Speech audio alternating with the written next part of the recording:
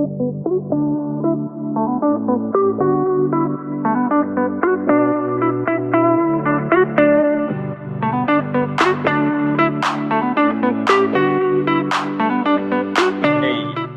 Hello how are you there. doing? Oh, you're out in nature. That's really cool. Yes, yes, I came to my farmhouse, so it's the weekend, so right. Yeah, I'm very glad to be here. I thought it was an interesting opportunity, always to meet people and speak.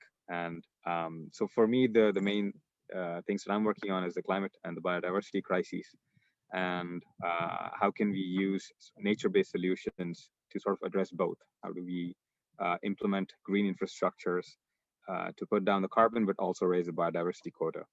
And I started working with cities in the Netherlands about 2.5 years ago, where I set up a data company where we provide information for the government and the infrastructure sector on data sets with respect to energy transition, with climate risks, with livability factors in cities like air pollution and green spaces.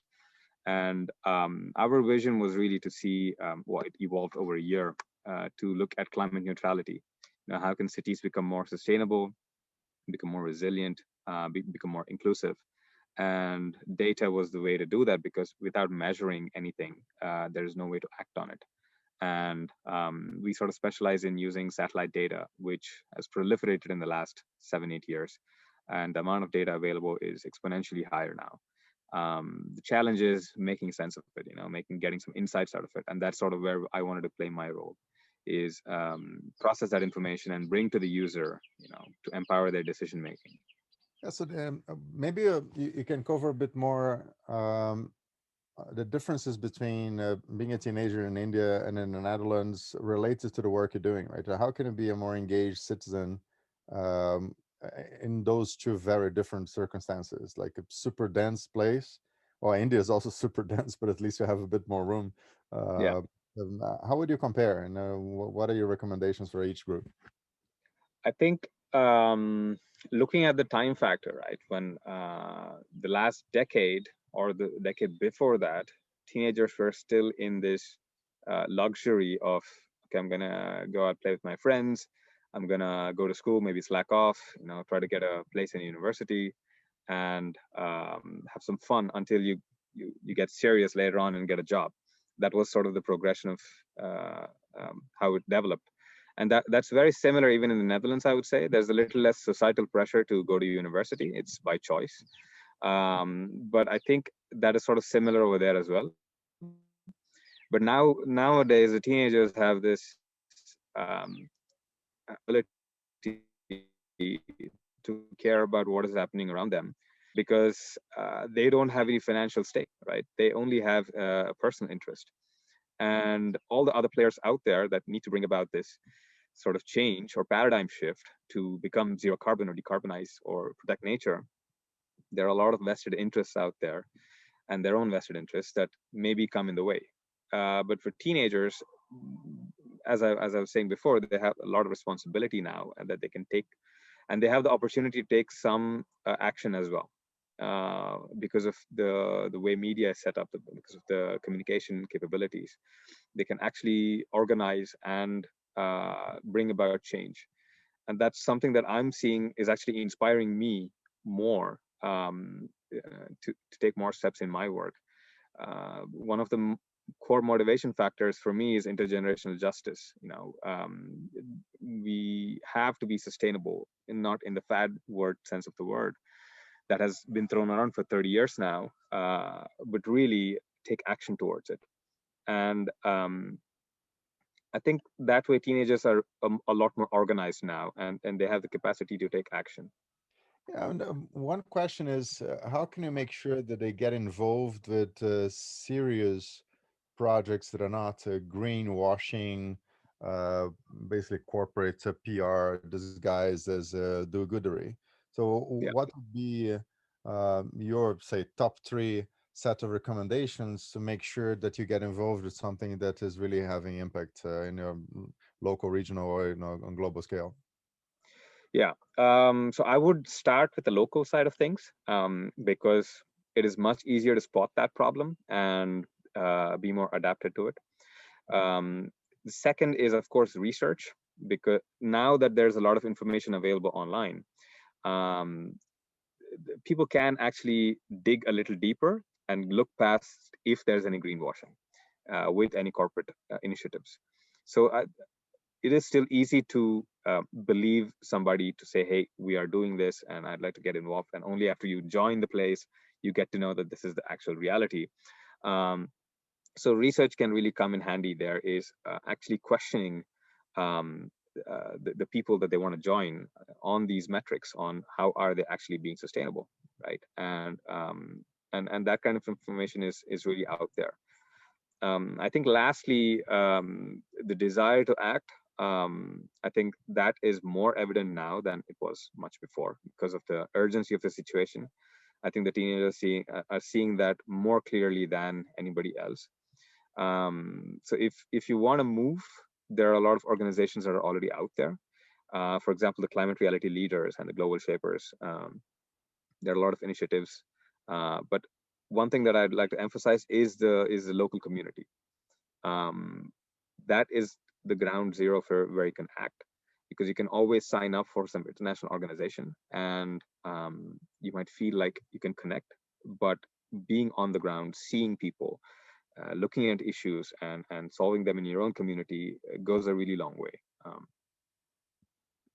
And how do you make sure you're efficient, so that you're not just doing a million times the same thing at the local level, that you're learning from other communities that are also local to go further? Like, how can you coordinate all of those actions to make them more powerful?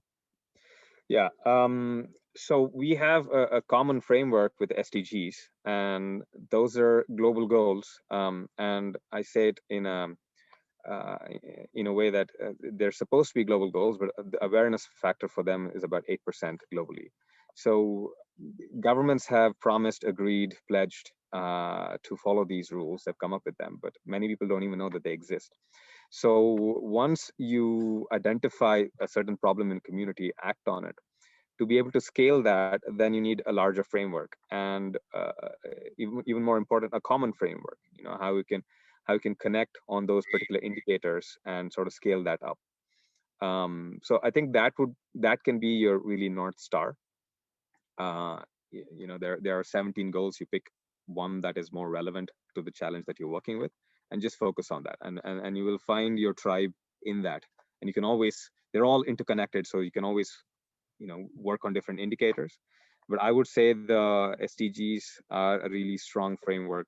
At least that's the one we have right now. That's the only document we have that the world has agreed on together. Yeah. Is there anything you're aware of, such as the SDGs for cities, right? Just to pick a specific example, is there anyone publishing sort of a magazine or a newsletter or updates specifically for a youth audience? I know the UN publishes so much, right?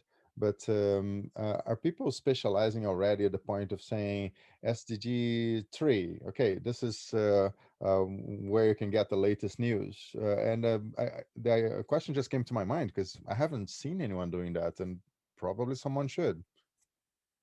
Definitely. So for cities, it's SDG 11, and the custodian agency at the UN level is UN Habitat. So it so happens that each goal is sort of taken up by one agency, or they become a guardian for that sort of an SDG. And the UN itself publishes updates every year on the indicators and if on their learnings on improved methodologies. Um, in terms of updates and news, the SDG tracker is a really good website, where also the climate tracker. So the SDGs and the governmental pledges that happen every once in 5 years, the nationally determined contributions, they are closely tied together. And after the Paris Climate Accord, they sort of agreed that we will review every 5 years, right? We set a target for 5 years and we will try to implement them. And as we go along, we try to achieve them and keep a track on how we are progressing. So as far as I know, 2015, the accord was signed. Up until 2018, India didn't even have a report. I think the first report was published in 2018.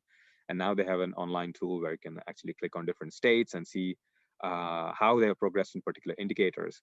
So SDG tracker and the climate action climate tracker are really good tools right now.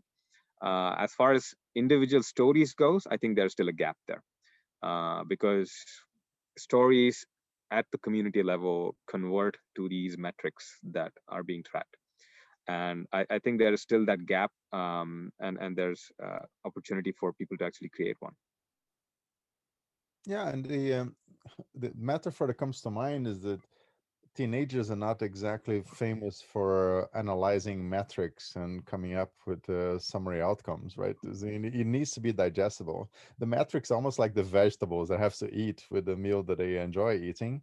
And I do see lots of people promoting the work they're doing and coming in help and being very action driven, saying, look, here in Bangalore, this is what you're doing, and if you want to be involved, you have to be say at least 15 years old, and they need to have approval from your parents.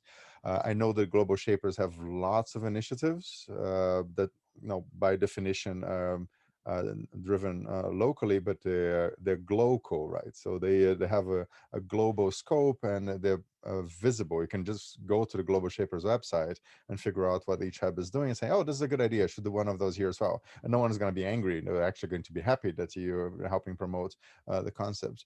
But the fact that you don't have an easily digestible source of news and updates saying a bit like what the Global Shapers would do with their initiatives.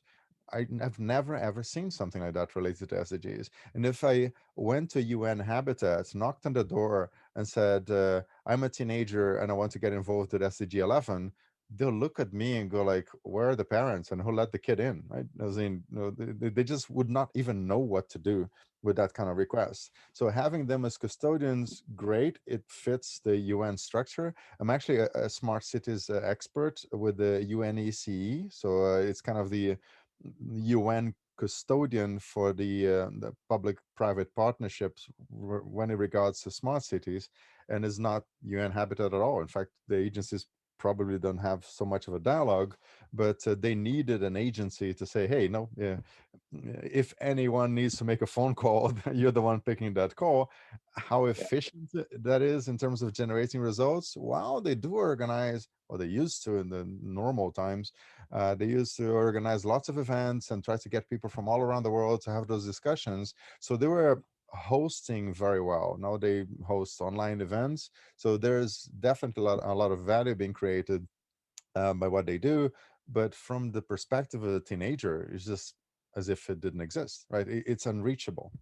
Yeah. And yeah, I'd love to see more people giving more opportunities to teenagers to get engaged, because oh my, climate action is such a big deal. Like, Yeah. and I'm certain that lots of people within the UN system or around the UN system, they're doing amazing work. I just don't get to hear about it. And if as a UN smart cities expert, I don't get to hear about those initiatives, just imagine a teenager in Mozambique, right? Impossible. So I need to get those things out there. And yeah, if you have any ideas, we'll be inviting you to join our group in LinkedIn. So feel free to post anything that you see there. And maybe if you still have some time, could you tell us a bit more about what your Shapers Hub is doing related to climate specifically, but also in general, and just so that we add some color to what Shapers are busy with. Yeah. So I'm part of the Amsterdam hub for the last year and a half now. And the climate work is more strongly emphasized with shaping fashion, where we try to create more awareness about the impact of the fashion industry, which is 10% of global emissions, and we're not even getting into the pollution and human rights violations. So we try to make people more aware of sustainable fashion, and how they can actually look for brands and take action. And we organize awareness events and things around that. More recently, I'm starting up a project called Shaping Our Climate, which is focused on the climate reality leaders that were trained under Al Gore. And there are a lot of actually teenagers within that framework, the Climate Reality Project, more focused on USA, but now they're doing more and more international because of the whole online situation. So that's where I sort of saw a gap where there are about 30,000 climate reality leaders around the world. And I trained myself last year in June. And the job or the role is you go out and you do this presentation to raise awareness about the climate crisis. And one thing it became very clear is these 30,000 people are spread all over the globe, but they don't have local information on what are the climate risks over there so that they can tailor their campaigns. And so I'm trying to create this project where you can search for any city in the world and you sort of get a list of climate risks in your region. And that is supposed to power the climate reality leaders themselves and the climate shapers. But any campaign that they are planning, it involves including the teenagers and the younger generation. And I think that's sort of with the kind of projects that are happening at the Amsterdam hub. But we also, as the shapers, we only have this role of impact, where we're trying to measure the impact of projects with metrics, with KPIs. And just building upon what you mentioned before is the news is not disseminating down to people. How can you look at a number of progress and understand what is happening? How does that relate to your community? That gap is still there. And it comes back to the awareness level is quite low. And even if people know about the indicators and they use them in their campaigns, the admin work of updating that and sort of measuring your progress becomes a bit more tedious for a volunteer project. And I'm seeing that firsthand with measuring impact of shaper projects. So there's definitely a lot of scope to use the tools that are out there with respect to indicators and metrics, but it has to be story focused. Stories are what move people, and we can have analytics teams that's only role is to convert a story into a metric. But for people, I think emphasis on stories would be the better way to go. Oh, for sure. I mean, just reversing back to fashion, it's probably worth mentioning that in Amsterdam you have a world fashion center, right? It's not something you'd expect to you imagine that Paris or Milan or London will have something like this. So Amsterdam is a very big trading location, and that explains why fashion is such a big deal. But maybe you can elaborate on why the fashion industry is such a big problem. As far as I know, is the second biggest polluter in the world today after the oil industry. And what can people do about it when they're making their fast fashion choices of buying a new t-shirt every week just because someone is selling them at ridiculously low prices, without really understanding that the total cost of that t-shirt is many, many times higher in terms of externalities and the impact of an environment. I mean, feel free to elaborate as you wish, but I think this is super important and we need to get the message out there. Definitely. I think with fashion, CO2 wise, it's 10% of global emissions. And with respect to human rights, if the incident in Bangladesh comes to mind back in 2012, I think about 1,000 people died in a factory accident because the regulation of safety was not up to code. And brands around the world, they signed up an accord, a safety accord, like Primark and Target, even though they produce a lot of cheap clothes, to at least ensure safety of people making it. There are a lot of underage people, teenagers, who are working in these factories as well. But not all the brands signed up for it. And the factories that are blacklisted are still operating because of the proliferation of online e-commerce fashion sales, because they can sell to an Amazon seller who has no responsibility to check which factory this is coming from. So that is still bypassing. And in terms of pollution, the amount of chemicals that are used and the land use pressures that the fashion industry imposes, that is quite high. Especially dyeing has an extremely high impact on the environment, where are just let into freshwater sources. So in terms of the action that we can take, is it has to be a conscious effort to just I was asked my grandparents, like, how was your wardrobe like? And they said we had like 5 pairs of clothes, we had 5 outfits, that's it. I'm like, so if you guys were able to survive on that, it's also possible for us to do that, right? So buying less is one, and if you do buy, please check for the sustainability ratings. There's actually an organization called Good on You .eco, where they are evaluating. They're an independent body which evaluates brands on their emissions and their animal rights, animal testing, and human rights things. So when we start to check where we buy things and make sure that this product is being sold more, that's where shift occurs, because the consumer demands this and then the industry follows. And I understand that not everybody has sort of mental bandwidth to question every purchase that you make. uh, I would say that these people are never going to change. For them, it just is going to be more expensive because it accounts for the true cost of these products. So we just need, let's say, 20% of the population to take action and consider these, and then the bell curve in between are just going to follow through, because that's what is available in the market. And then there's, of course, that small part of people that want to keep the status quo, keep polluting, keep the prices low. And it's basically the fight between these two extremes. Well, there's an element of naming and shaming that tends to be very effective in industries that require good PR and marketing. And I mean, you could have a website that basically takes the label on their clothes and adds all the lines of, the cost of polluting the oceans, the cost of chemical poisoning of the laborers, the cost of people who died in factory in Bangladesh.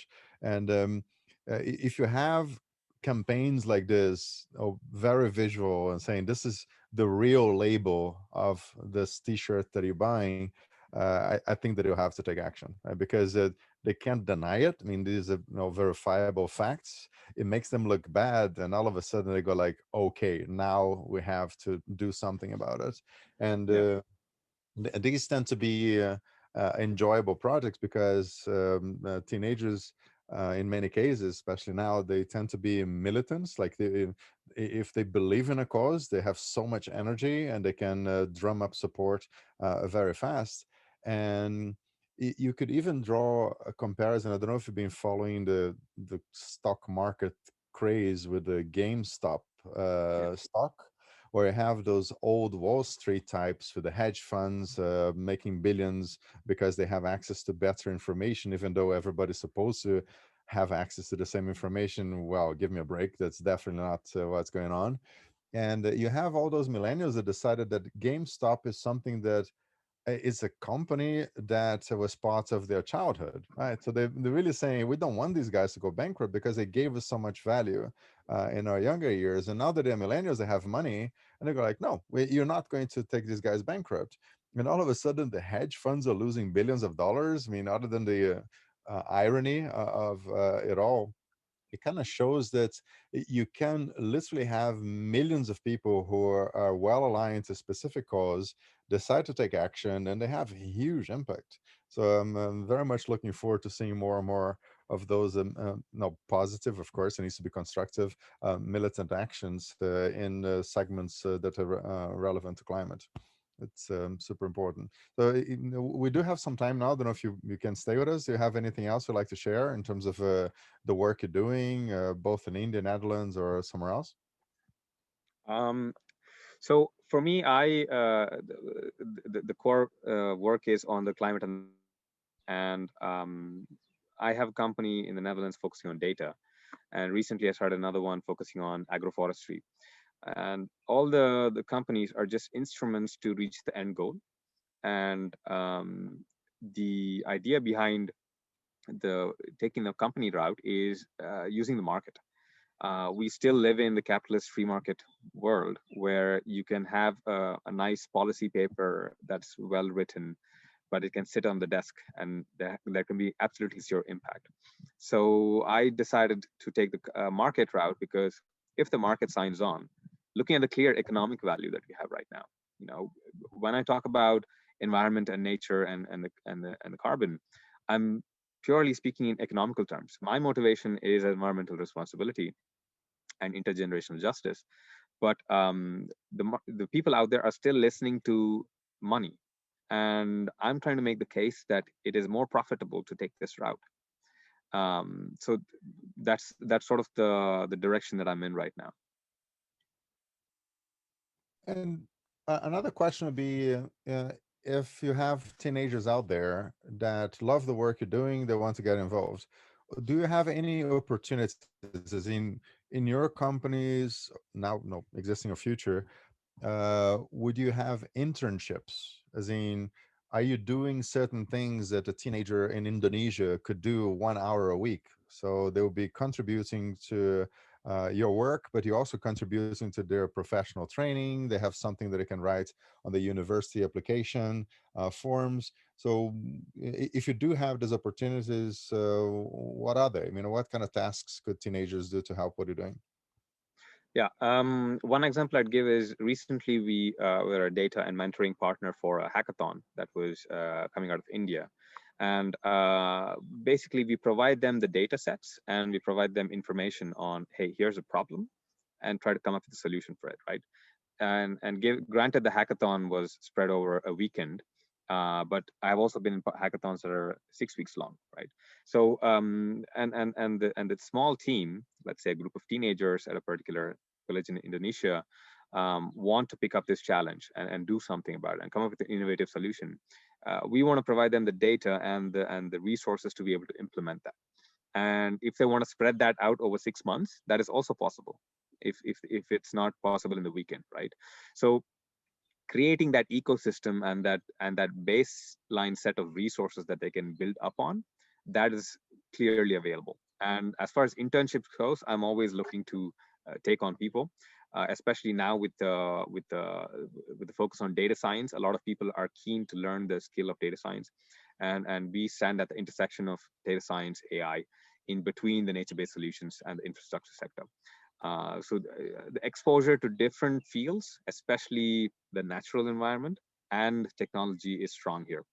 Uh, and they can get involved in whatever fashion they'd like to, because most of our work happens remotely, right? The design, development, implementation happens remotely.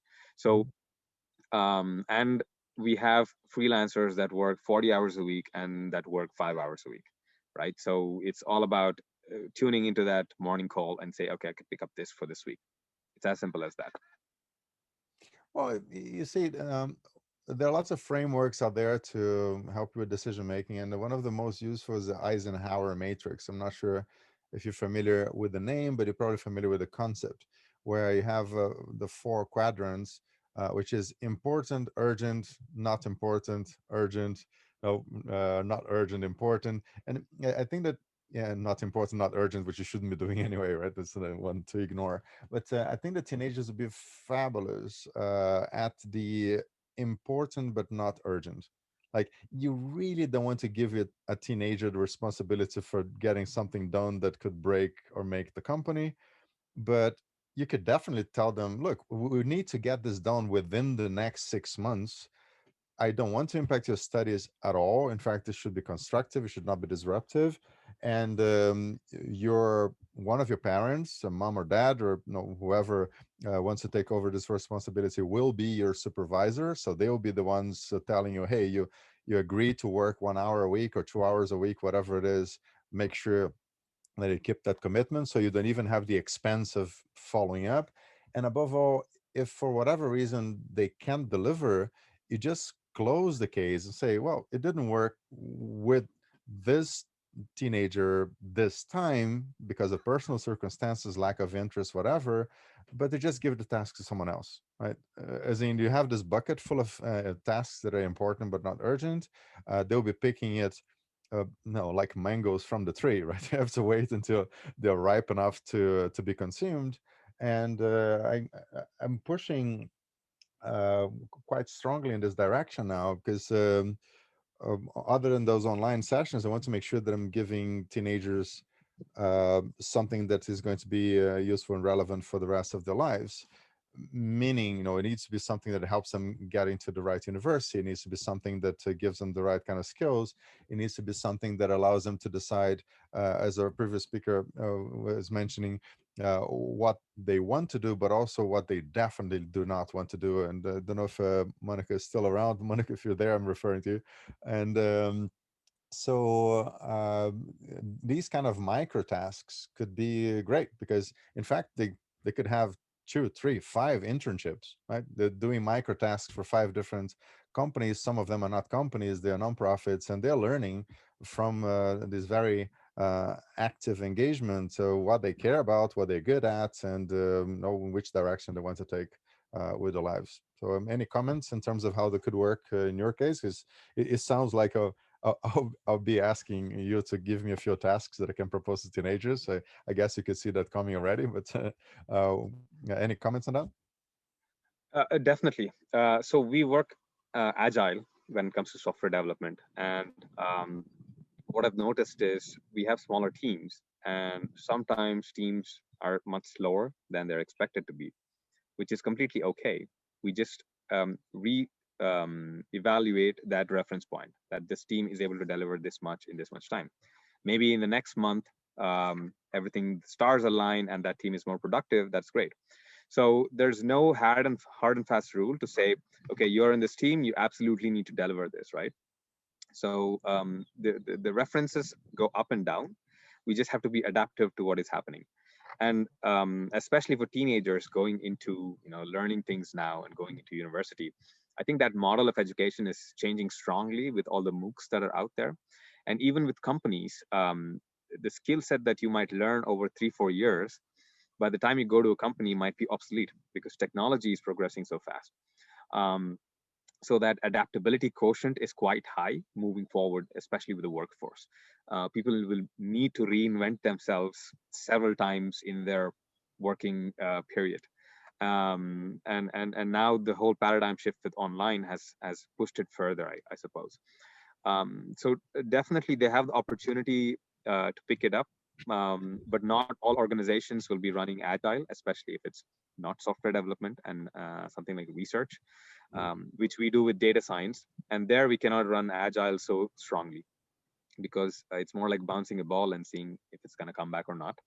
And over there, teenagers and students have a lot more freedom to experiment with what they want to do because there's no hard and fast deadline, and there's no expectation of an outcome even because we don't know what's going to come out of it. So in that sense, like, I think all companies will be tech companies moving forward. I think all companies will be data companies moving forward because the company is generating a lot of data, and the space in which it operates is also creating a lot of data. So using this information is only the way to move forward. And that's where the whole analysis skills comes into play. Everybody will benefit from picking up these kind of skills. Yeah, that's great. We should definitely follow up on this. If you could describe a couple of micro tasks that I could post and then tell teenagers, hey, and if you like to apply, we're running a pilot because we're already running a mentorship pilot task and it's going really well. So the internship, it will be the second step. And the third step would be entrepreneurship. So I'm joking calling that my wisdom fleet because I have 3 ships. And entrepreneurship is a bit more complicated because you want to work with venture capital funds to establish a micro VC to fund teenager entrepreneurs. This is serious business. You have fiduciary duties. They have to be 18. But in the meantime, just making sure that they have great mentors, great internships, so that they can be great entrepreneurs. Either the for-profit or even non-profit. It can be an entrepreneur artist. It can be an entrepreneur non-profit association as well. But it would be great to collaborate with you on this one. And thank you so much for joining us. Really awesome. Thank you. It's been a pleasure.